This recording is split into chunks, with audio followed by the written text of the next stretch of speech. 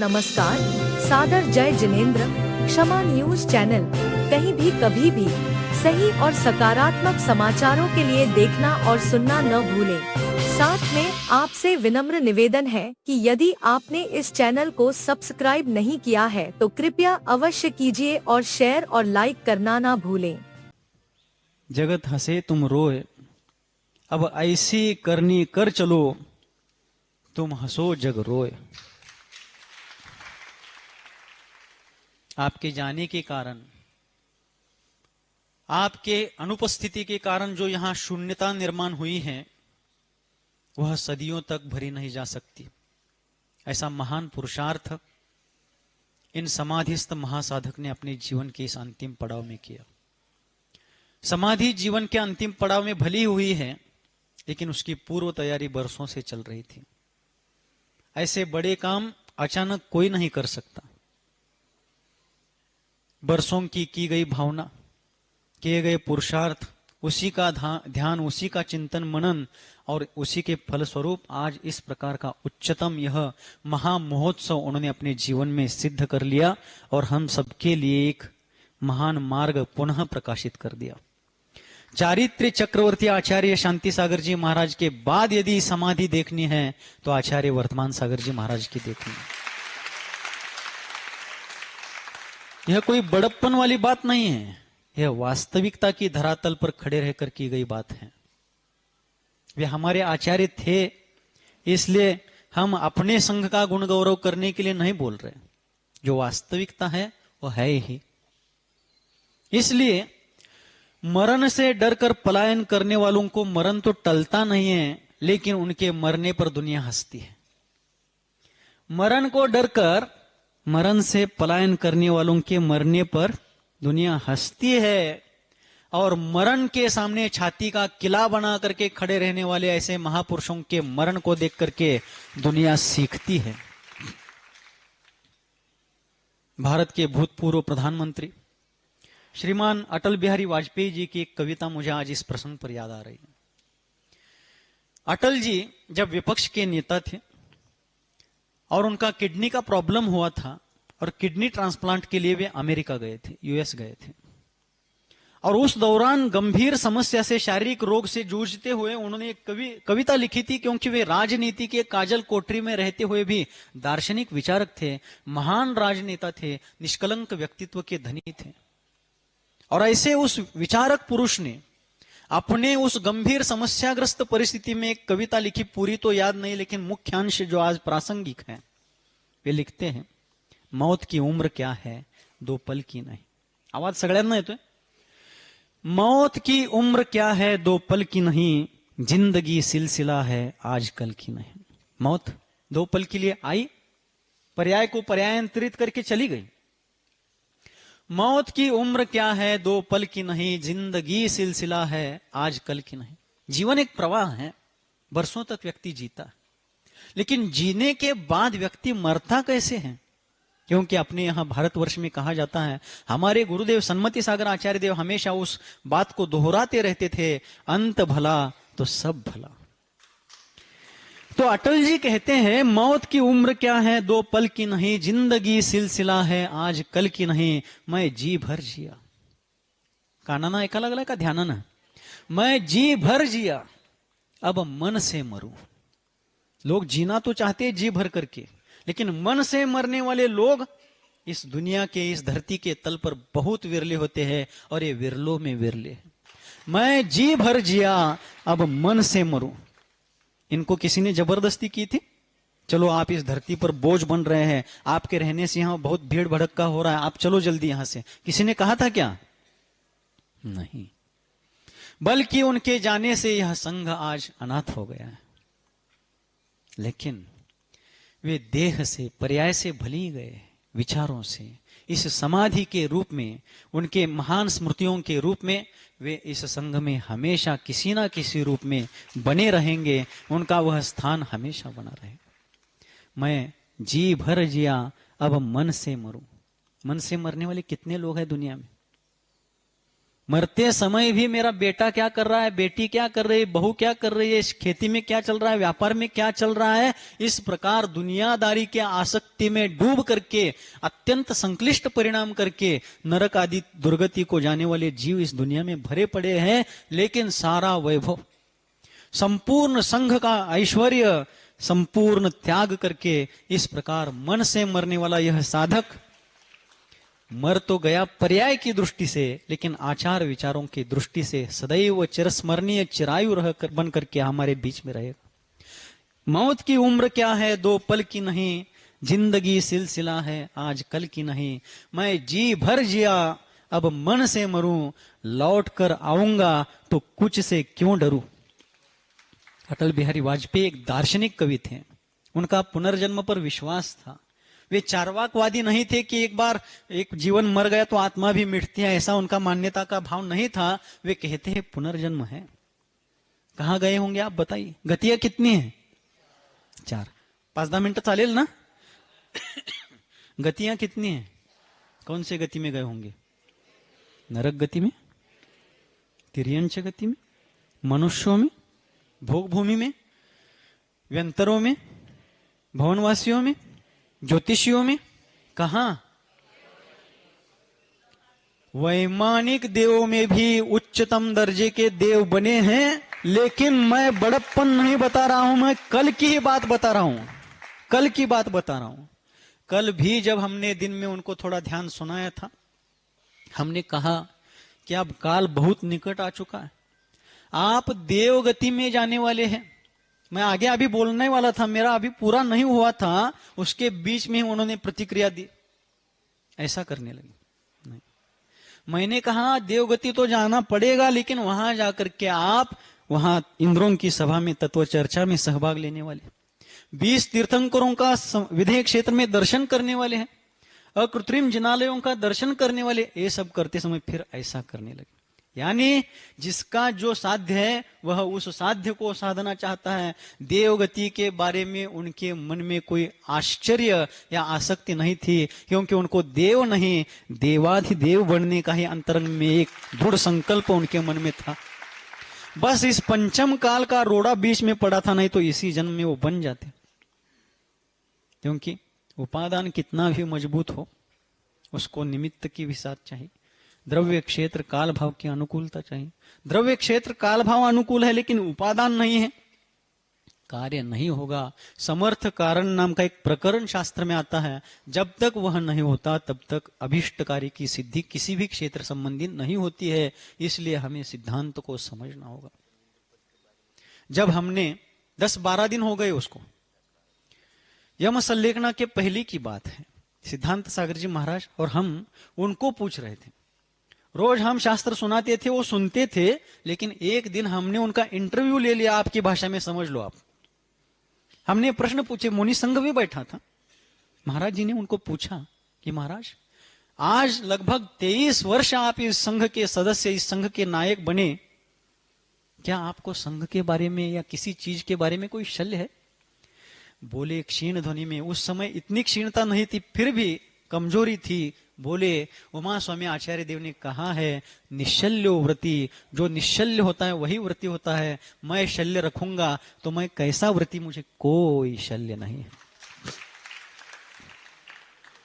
मैंने अगला प्रश्न पूछा कि आपने जीवन भर गृहस्थ दशा में व्रति जीवन जिया, त्यागी व्रतियों की सेवा और अनेक प्रकार की तीर्थ यात्राएं कराई, पाठशाला पढ़ाई, मुनि दीक्षा ली, गुरु की सेवा की, गुरु का पदभार स्वीकार करके संघ का संरक्षण संवर्धन किया।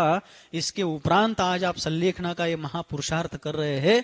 आगे चल करके इस महान पुण्य का संचय आपको महान फल अगले पर्याय में देने वाला है। क्या आपको स्वर्ग में कोई इंद्रपद चाहिए? बोले मुझे इंद्रपद मैं चाहता भी, यदि वह इंद्रपद मिलने के बाद छूटता नहीं तो मैं इंद्रपद भी चाहता। मुझे इंद्रपद नहीं, मुझे जिनेंद्र पद चाहिए है। मैं इंद्रपद का लालसा नहीं रखता हूं। अटल जी ने और एक कविता लिखी। संलेखना लेने के बाद भी शिष्यानुग्रह कुशलेश पंक्ति का अभी गुणसागर जी महाराज ने स्मरण कराया था। जो स्व पर के उपकारी होते हैं, जो अपने कल्याण के साथ साथ स्वार्थ त्याग की कठिन तपस्या बिना खेद जो करते हैं, इसका ये जीवंत प्रमाण बने।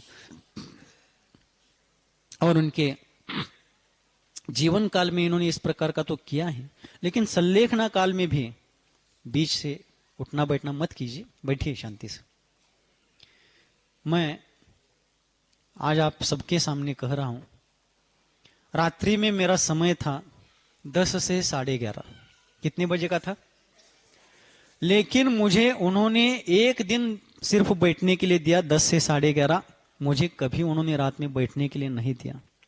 जब तक वो बोल पाते थे तब उन्होंने मुझे कहा था, दिन भर आपको बहुत सारे काम हैं, रात में आप जगना नहीं है, बाकी लोग बैठ लेंगे, बाकी लोग जाग लेंगे, आप जागना नहीं, आप जाओ। रोज जाते रहे।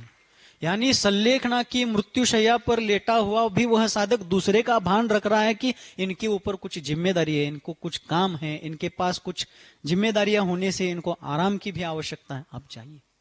एक व्यक्ति जो अपने हित के साथ साथ औरों के प्रति भी कितना जागरूक है। अटल जी ने एक जगह पर कहा, ऐका लागलं सगळे, बहुत सुंदर पंक्तियां कही हैं, इतनी सुंदर, किती सुंदर, कोमात गेलेला माणूस सुद्धा जोमात आला पाहिजे, अशा पंक्ती अटल जी लिहितात। अटल जी म्हणतात, अटल जी कहते हैं, मेरे प्रभु मुझे इतनी ऊंचाई मत देना। क्या कहते हैं? मेरे प्रभु मुझे इतनी ऊंचाई मत देना, गैरों को गले ना लगा सकूं, इतनी रुखाई मत देना। हो गई कविता उनकी, 2 पंक्तियों की कविता है। अब हिंदी भाषा का मर्म जो जानते होंगे वे समझ गए होंगे। वे कहते हैं कि प्रभु मुझे इतनी ऊंचाई मत देना कि गैरों को गले ना लगा सकूं। अपने लोगों को तो सभी, हर कोई गले लगा लेता है, ये मेरा है, वो मेरा है, लेकिन गैर अर्थात अपरिचित लोग, जिनका कोई हमारा किसी प्रकार का संबंध नहीं है, ऐसे लोगों को मैं गले ना लगा सकूं, इतनी रुक्षता, इतना ओछापन, इतनी संकीर्ण वृत्ति मुझे कभी मत देना। यदि उतनी ऊंचाई पर जाने पर गैरों को ठुकराने की स्वार्थ वृत्ति मेरे में आ जाए तो मुझे उतनी ऊंचाई नहीं चाहिए। इनके लिए कोई गैर नहीं था, इनके भीतर में किसी के प्रति कोई बैर नहीं था, ये अजात शत्रु बन करके जीवन भर जीते रहे। इन्होंने अपने समाधि का महीना भी कौन सा चुना है, तारीख क्या चुनी है, साल कौन सा चुना है? वास्तव में ये क्या चुनाव करके चुनी जैसी बातें नहीं, संयोग की बातें हैं। फिर भी ये उस दिन स्वर्ग सिधारे, कल रात्रि में दिनांक 5 जुलाई 2026, 5/7/2026 को इन्होंने स्वर्गारोहण रात्रि के 11:34 पर किया, कल रात्रि में। ध्यान से सुनिए। जब ये जा रहे थे उसके दूसरे दिन अर्थात आज 6 जुलाई 2026 आचार्य शांति सागर जी महाराज की जन्म जयंती है, जन्मतिथि। जिनके आदर्शों पर चल करके, जिनके समाधि स्थल पर उन्होंने समाधि साध ली है, उनके जन्म महोत्सव को उपहार देने के लिए, स्वयं मिलने के लिए मानो वहां पर उस दिन पहुंच गए। लेकिन गुरु की मर्यादा का पूरा भान रखा है। मान लीजिए उनकी यम संलेखना 14 दिन चली थी, शांति सागर जी महाराज की 14 दिन की समाधि चली थी। गुरु के आगे मैं कभी नहीं जाऊंगा, एक कदम उनके पीछे चलूंगा। 13 दिन की समाधि साध करके ऊपर गए हैं। गुरु की मर्यादा जीते जी कभी भंग नहीं करी, मरते समय भी गुरु की गरिमा को ठेस नहीं पहुंचाई। कितने लोगों के जीवन में ऐसा सौभाग्य मिलता है। तारीख 5 थी, संलेखना की तारीख 5, महीना 7वां है, वर्ष का 7वां महीना चल रहा है, और साल ईसवी सन के अनुसार 2026। थोड़ा सा इसको जोड़ करके देखते हैं। 5 तारीख, पंच परावर्तन रूप संसार का अनादिकालीन चक्र मिटा करके पंचम गति को पाने के लिए 5 तारीख चुन ली गई। उसके लिए 7 तत्वों पर श्रद्धान किया गया और 2026 में से 0 हटाया गया। 2 और 2 4 और 6 10 लक्षण धर्म को जीवन भर जीते रहे, आत्मसात करते रहे। इस प्रकार का इनका जीवन हम सबके लिए हमेशा एक दीप स्तंभ की तरह काम करता रहेगा। ये धर्म दीपक हमेशा जाने के बाद भी अपनी उष्मा, अपनी सुषमा और अपनी प्रेरणा और उजाला हमेशा हम सबके लिए देता रहेगा। भगवान विमलनाथ स्वामी का कल मोक्ष कल्याणक था। आज भगवान विमलनाथ स्वामी का मोक्ष कल्याणक है। देखिए, समाधियां तो बहुत से साधकों की होती है, होनी ही चाहिए, और सबकी होती है, जिनकी होती है अच्छी बात है। लेकिन मैंने बार बार यम संलेखना के बाद कहा है कि ऐसी संलेखना युगांतरों के बाद होती है, बार बार ऐसी संलेखना देखने के लिए नहीं मरती है। क्यों? इन्होंने मन पर नियंत्रण स्थापित किया था। किसी ने कहा है एक जगह पर, जो रण को जीतते हैं उसे वीर कहते हैं। रण यानी युद्ध। जो रण को जीतते हैं उसे वीर कहते हैं, जो मन को जीतते हैं उसे महावीर कहते हैं। ये महावीर के अनुयायी, नाम भी महावीर का है, वर्धमान। ऐसी संलेखना बहुत दुर्लभ है, बहुत दुर्मिल है, बहुत कठिनता से होती है। मराठी साहित्यकारों ने दो बातें कही, दो पंक्तियां कही हैं, ऐका लागला का सगळे? कवा सोडतोय हो बाबा असं? नहीं ना जी। कल मैंने एक बात बताई थी आपको प्रवचन में कि साधक स्वाभिमान से जीता है और स्वाभिमान से मरता है। मैंने एक जगह कोल्हापुर जिले में हाथकणंगले के पास एक तारदाळ नाम का गांव है, वहां पर एक वाक्य पढ़ा था मंदिर जी के बाहर, आम्ही मरणाला मरण मानत नाही, आम्ही मरणाला मरण मानत नाही, आम्ही मरण मानतो ते लाचारीला। आम्ही मरणाला मरण मानत नाही, आम्ही मरण मानतो ते लाचारीला। लाचार होकर के जीना कोई जीना है? नहीं। लाचारी से 100 साल जीने के बजाय स्वाभिमान से 4 दिन का जीना बहुत श्रेष्ठ होता है। हम लोग उनको कह रहे थे अभी और थोड़े दिन देखते हैं। आप बहुत जल्दबाजी कर रहे हैं, थोड़ा धीरे धीरे संलेखना लेनी ही है। आपके भावना के अनुरूप हम सभी लोग आपकी सेवा में तत्पर है, और हम आपकी सेवा करके कोई उपकार नहीं कर रहे हैं, बल्कि आपके उपकारों का छोटा सा एक फूल ना फुलाची पाकळी ज्याला म्हणतो, छोटा सा किस्त चुका रहे। आपके कर्जे से तो पूर्ण रूप से मुक्त होना संभव नहीं, एक छोटी सी किस्त दे रहे। हम आपकी सेवा करके आप पर उपकार नहीं, हमारा कर्तव्य कर रहे, लेकिन थोड़े धीरे धीरे चलते। उन्होंने कहा कि यह शरीर मुझे छोड़ दे और मैं चला जाऊं, मुझे ऐसा नहीं मरना है। शरीर रोकना चाहता है लेकिन मैं इसको छोड़ करके चला जाऊंगा, मैं स्वाभिमान से मरना चाहता हूं। इसलिए मराठी साहित्यकारों ने 2 पंक्तियां कही हैं, असा जन्म लाभावा की देहाचा चंदन व्हावा। काय म्हणतात ते? असा जन्म लाभावा की देहाचा चंदन व्हावा, आयुष्य संपले तरी सुगंध दरवळत राहावा, आयुष्य संपले तरी सुगंध दरवळत राहावा। आप लोग रोज पूजन करते समय मंदिर जी में चंदन घिसते हैं, चंदन घिसने के बाद भगवान की पूजा भी करते हैं, पूजा करके घर भी चले जाते हैं, लेकिन घिसे हुए चंदन की जो सुगंधी है आपके हाथ में कितने ही देर तक लगी रहती है। वो सुगंधी कुछ मिनटों के लिए, कुछ घंटों के लिए है, ये सुगंधी अब युगांतरों तक, शताब्दियों तक इस भारतवर्ष को सुगंधी देती रहेगी। हम सभी लोग इनसे सीखें, प्रेरणा लें। भारतवर्ष के बड़े बड़े त्यागी व्रतियों ने, जिनका हृदय सचमुच विशाल था, जिनके विचार ब्रॉड माइंडेड थे, ऐसे सभी त्यागी व्रतियों ने, ध्यान से सुनना है, ऐसे सभी त्यागी व्रतियों ने इनके संलेखना की अनुमोदना की, वीडियो कॉलिंग पर उनके दर्शन किए, उनसे एक क्षमा याचना करी। हम लोगों के प्रति भी उन्होंने सदैव धैर्य देने का प्रयास किया। उन सभी त्यागी व्रतियों के प्रति हम सभी लोग ऋणी हैं। दूसरी बात, हम इस प्रकृति के, इस निसर्ग के भी ऋणी हैं। क्यों ऋणी हैं? जब महाराज लोग 6 मार्च को भोसे धर्मनगरी से कुंथलगिरी के लिए निकले, अनेक 5-7 मिनिटं चालेल ना? कुंथलगिरी किती वाजले जरा घड्या, हँड वॉच, हँड वॉच,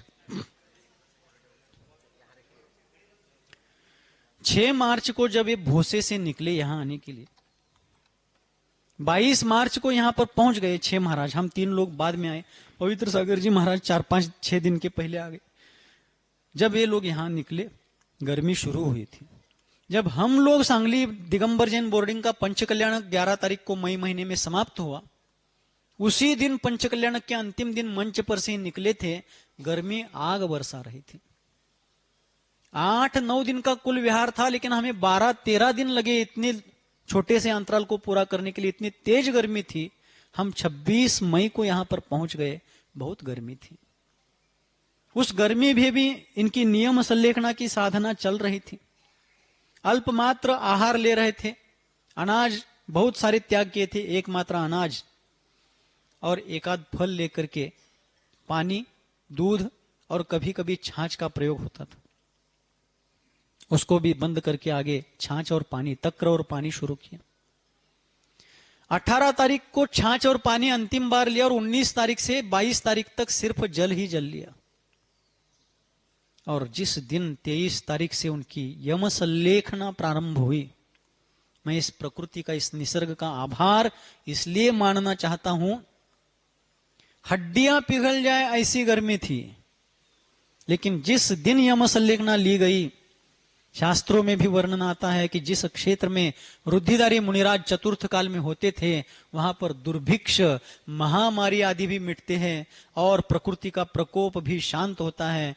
ये रुद्धिधारी मुनि तो नहीं है, लेकिन संलेखना का महापुरुषार्थ करने वाले मुनिराज थे। तो जिस दिन यम संलेखना धारण की, तब से बारिश ने यहाँ पर बरसात प्रारंभ कर दी, प्रकृति ने यहाँ का माहौल ठंडा कर दिया। मैं संपूर्ण जानकारी के आधार पर बता रहा हूं। सांगली, कोल्हापुर जिला, बेलगांव जिला बारिश प्रवण क्षेत्र है। मानसून का प्रारंभ महाराष्ट्र में उधर से होता है, वहां बारिश अभी कल परसों से चालू हो रही है, अभी थोड़ी थोड़ी।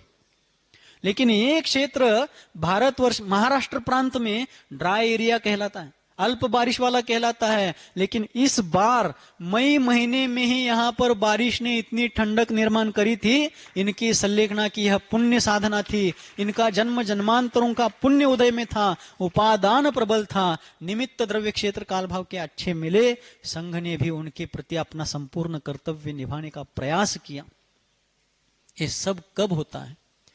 अलंघ्य शक्तिर्भवितव्यतेयम हेतु द्वया विष्कृत कार्यलिंगा। आचार्य समंत भद्र भगवान ने सुपार्श्वनाथ तीर्थंकर परमदेव की स्तुति करते समय स्वयंभू स्तोत्र में ये बात कही कि भवितव्यता एक अलंघ्य शक्ति, जिसको टाला नहीं जा सकता। पालना हमारे हाथ में नहीं, लेकिन टालना भी हमारे हाथ में नहीं है, वो होती रहती है। इस प्रकार की संलेखना मैं करूंगा कह करके नहीं होती है। उस प्रकार का उपादान, उस प्रकार के निमित्त, उस प्रकार का पुण्योदय और उन सबके आगे जाकर के अद्वितीय ऐसा भवितव्यता का उनका भविष्य होना चाहिए, ये सब इनके जीवन में था, इसलिए ऐसा हुआ। हम सभी लोग इनकी समाधि से प्रेरणा लें। मैं उस प्रकृति का भी आभारी हूं। साथ साथ कुंथलगिरी सिद्ध क्षेत्र के जो भी महानुभाव विश्वस्त वर्ग है, ट्रस्टी वर्ग है, उन ट्रस्टी वर्ग ने भी यहां पर संपूर्ण सहकार्य किया इस संलेखना में। उन ट्रस्टियों के प्रतिनिधि बनकर के श्रीमान उमंग शाह सर सपरिवार, संतोष काका सपरिवार और यहाँ के त्यागी व्रती जो कुंथलगिरी में हमेशा रहते हैं, उन लोगों ने भी, कुंथलगिरी के स्टाफ मेंबर्स ने भी, और साथ साथ इस ट्रस्ट के ट्रस्टी पद पर, विश्वस्त पद पर रहने वाले चंदू काका, जिन्होंने आचार्य शांति सागर जी महाराज की बहुत सेवा की थी, उनके पोते अतुल जिनदत्त शाह, इनका भी पूरा सहयोग ट्रस्ट के प्रतिनिधि के रूप में रहा। महाराज ने उनको क्या आशीर्वाद दिया, संलेखना इन्होंने किस कारण से ली? शारीरिक दुर्बलता ये द्वयम कारण था, द्वयम दर्जे का निमित्त था। विस्मृति होती जा रही थी, ये मुख्य कारण था। उनका कहना था कि मैं मुनि हूं, मैं संलेखना ले चुका हूं, ये सब भूल करके जीने के बजाय मुझे, मैं मुनि हूं और संलेखना ले चुका हूं, ये याद रखते हुए मुझे जाना है। इसलिए स्मृति भ्रंश होने के पहले मेरी समाधि होनी चाहिए, इसलिए उन्होंने इतनी जल्दी समाधि ली है। आज भी हमारे संघ में 87 वर्ष के पार्श्व सागर जी महाराज हैं, उनकी तुलना में 11 साल कम जिए, लेकिन नदी की लंबाई कितनी है, इससे भी ज्यादा नदी गहरी कितनी है, ये महत्वपूर्ण है। जीवन की लंबाई कितनी है, उससे भी ज्यादा जीवन गहरा कितना है, ये ज्यादा महत्व रखता है। गहराई का निषेध, लंबाई का निषेध नहीं है, लेकिन गहराई बहुत महत्वपूर्ण।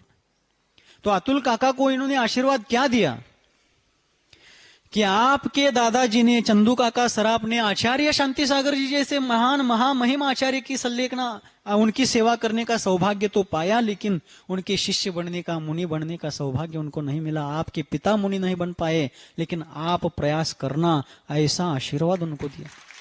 मतितार्थ ये है कि पूर्वजों की सेवा का संपूर्ण स्मरण रखते हुए अगले पीढ़ियों को क्या विरासत देनी चाहिए, इसकी प्रेरणा यहां से लेनी चाहिए।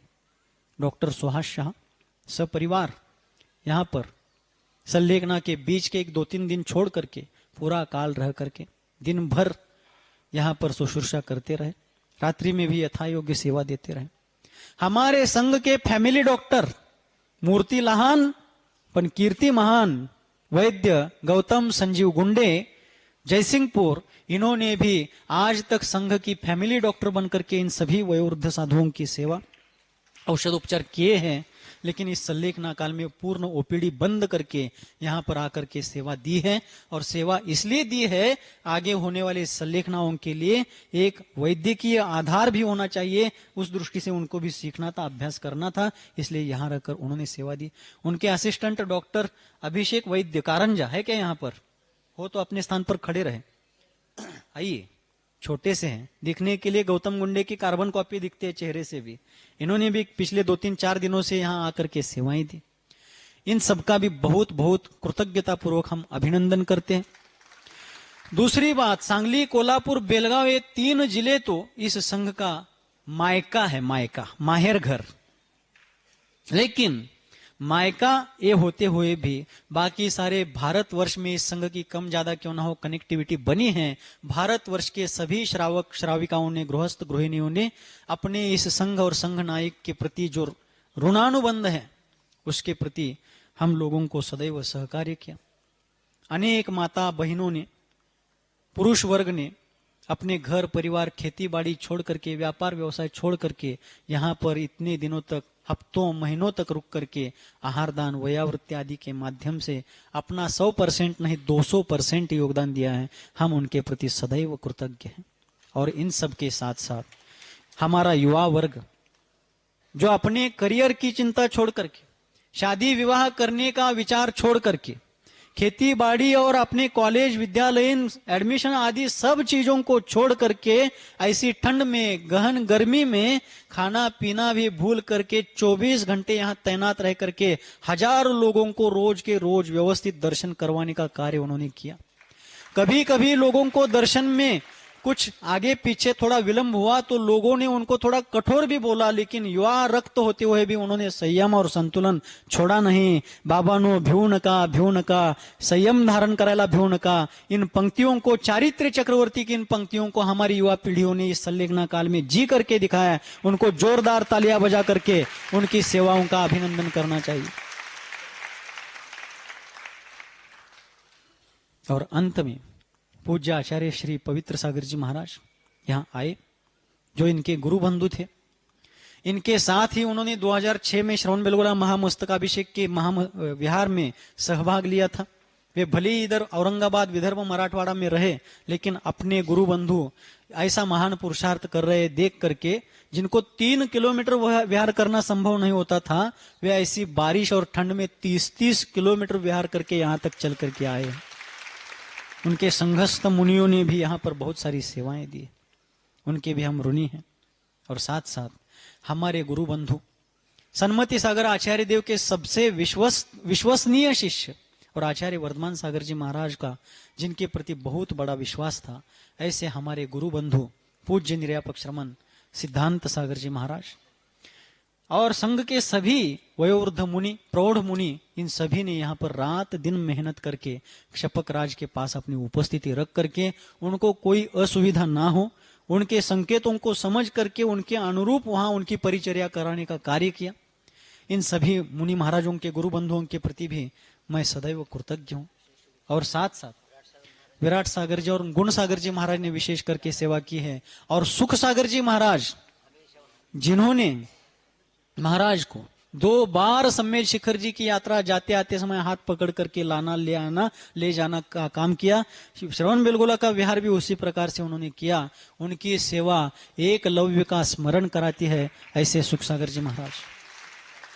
और हमारे जो मुनि संघ के हमारे जो महाराज लोग सांगली, कोल्हापुर, बेलगांव क्षेत्र में रहे, जिनको यहाँ आना संभव नहीं हो पाया वयस्कता के कारण, लेकिन वे पानी से निकाले गए मछली की तरह छटपटा रहे थे कि ऐसे हमारे गुरु बंधु और हमारे गुरु, इनकी ऐसी संलेखना देखने का सौभाग्य हमारे जीवन में नहीं है। वो छटपटा रहे थे, लेकिन वहां रह करके भी धर्म सागर जी आदि सभी मुनिराज, अध्यात्म सागर जी, अविचल सागर जी आदि सभी मुनि महाराज रोज के रोज नमोकार मंत्र की मालाएं फेर रहे थे, आहार में कुछ ना कुछ त्याग कर रहे थे, जाप्य मंत्र कर रहे थे, वहां समाज को जाप्य आदि करने के लिए प्रेरणा दे रहे थे।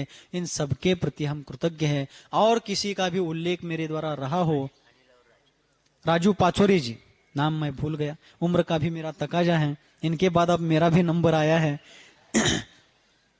राजू पाचोरी जी ने बहुत सेवा की है, उनके प्रति भी हम कृतज्ञ हैं। और ब्रह्मचारी अनिल जी, जो परछाई बनकर के उनके साथ बरसों से रहे, आचार्य शांति सागर जी के शिष्य भरमाप्पा जैसे उनकी सेवा करते रहे, वैसे आचार्य वर्धमान सागर जी के शिष्य ब्रह्मचारी अनिल पाटिल समडोली, इनकी सेवा को भी कभी भुलाया नहीं जा सकता। और जिन जिन ने भी सेवा की है उन सबके प्रति सबका उल्लेख करना संभव नहीं, सबका अचानक ऐसा स्मरण एक साथ आना संभव नहीं है, लेकिन उन सबके प्रति हम कृतज्ञ हैं। आरोग्य भारती परिवार जयपुर, ये लोग आकर के भी 2-3 दिन पहले सेवा दे करके गए, सभी के प्रति हम ऋणी हैं। और इसी प्रकार हम सबका मार्ग प्रशस्त हो, इन्हीं मंगलमय भावों के साथ इन जैसी ही संलेखना मेरी आप सबकी हो, और इस प्रकार की संलेखना साध करके इस भव से जल्दी निस्तरण हो, इस प्रकार की मंगलमय भावना करते हुए, जिनके हृदय रूपी पद्म सरोवर से विश्वव्यापी वात्सल्य की लोक कल्याणकारिणी धर्म गंगा सर्वजन सुखाय और सर्वजन हिताय इस लोकोत्तर भावना से निरंतर और निर्व्याज रूप से बहती है, जो वर्तमान धर्म तीर्थादिनायक भगवान सन्मतिनाथ के लघुनंदन हैं, जो चारित्र्य चक्रवर्ती आचार्य भगवान श्री शांति सागर जी महामुनिराज की मूल संघ आचार्य परंपरा के आभूषण स्वरूप है, जिनका जीवन मानवता का मानदंड और उदारता का उदाहरण है, मूलाचार ही जिनका साधन है और समय सार ही जिनका साध्य है, जो धर्मरथ के समर्थ सारथी है, संसार समुद्र में डूबने वालों के लिए जो अभेद्य धर्मनों का समान है, अज्ञान अंधकार में भटकने वालों के लिए जिनका जीवन रत्नत्रय का रत्न दीप बना हुआ है, जिनका जीवन सहजता और सरलता के कारण सुंदरता से भी सुंदर है, ऐसे मेरे जीवन के सर्वे सर्वा भाग्य विधाता सन्मति सागर आचार्य देव के त्रिभुवन सुंदर लोक पूज्य चरण कमलों में यही प्रार्थना करता हूं कि हे गुरुदेव, सभी की मति सन्मति हो और सभी की गति पंचम गति मोक्ष गति हो। इन्हीं मंगलमय भावों के साथ बोलिए गुरुवर आचार्य भगवान श्री सन्मति सागर जी मुनि महाराज की, समाधिस्थ गुरुवर आचार्य भगवान श्री वर्धमान सागर जी मुनि महाराज की, उनके उत्कृष्टतम संलेखना महामहोत्सव की, अभिमान से सर उठाकर चलने का विरासत प्रदान करने वाले उनके इस महामहोत्सव की।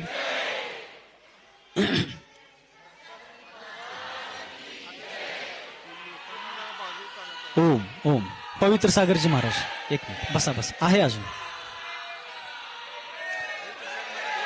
हा शांतता शांतता।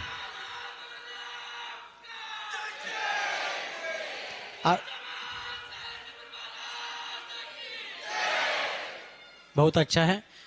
क्षमा न्यूज चैनल देखने के लिए आपको बहुत बहुत धन्यवाद। सादर प्रणाम। सादर जय जिनेंद्र।